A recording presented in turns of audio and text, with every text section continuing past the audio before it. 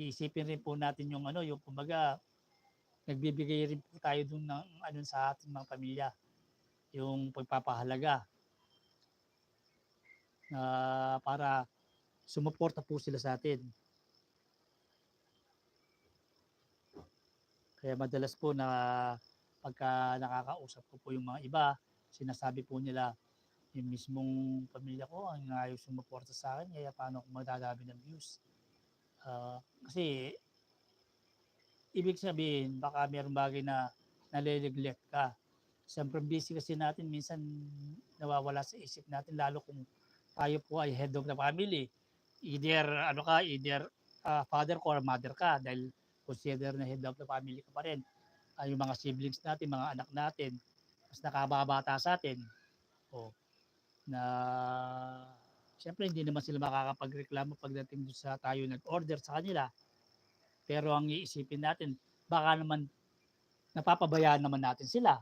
Kaya minsan, ano din sila, sinasadya nila na hindi sila sumusuporta. Kaya kailangan po sa lahat ng pagkakataon may balance. Sabi nga nila, bago ka tumingin sa iba, tumingin ka muna sa loob sa inyo, sa bahay nyo.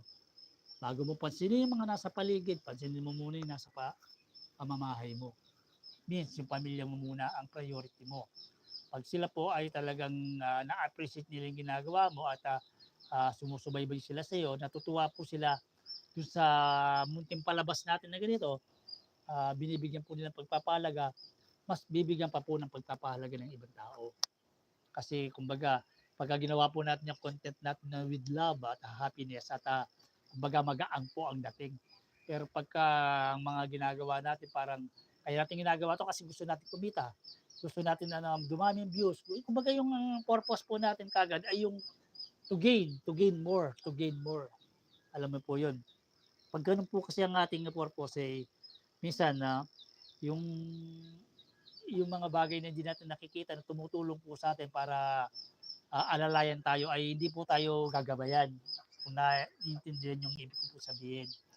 Kaya every time po na meron mga pagkakataon na ganito, kailangan na gawin po natin na masaya. Gawin po natin na kumbaga aya-aya, parang gano'n ang gagawin natin. Para yung mismong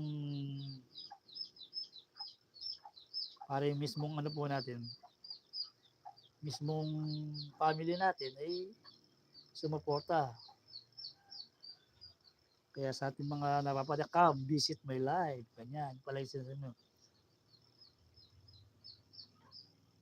Once na nagtanong ka, sasagutin kita. Pwede tayo magkwentuhan dito sa live na to kung may mga gusto ka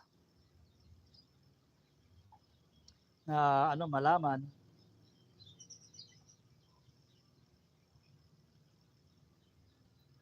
Basta't magtanong lang po para po magkaroon po tayo ng koneksyon. Ganun po yan eh.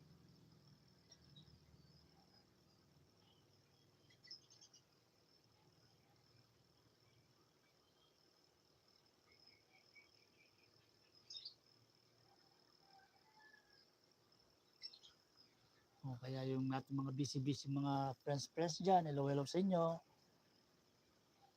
Yung mga napapadaan po dyan na mag-hi lang po kayo.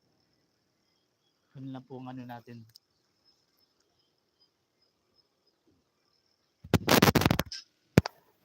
Kumusta naman po ang ating audio na okay po ba daw? Hindi naman po apektado ang ating audio sa ating pagpapalabas. Kaya dyan na naman po talaga ang ulan. Talagang hindi na po talaga tumitigil ang ulan. Kaya dire-diretso lang po tayo. Dire-diretso lang po ang ating pagtiyalikas. Inaharap ko po yung ano dito para sakaling umanggi. Dahil na ano po ang location po natin na nasa garahe po tayo eh. Dahil napaka-presko po rito. Napaka-presko po rito kaya salamat po sa inyo sa paggantabay niyo po sa ating live. Ayan. Dito na, mabalik naman tayo rito sa ating special features na si Byway TW1027 na kung makikita niyo po yan, yan po ay gawa ng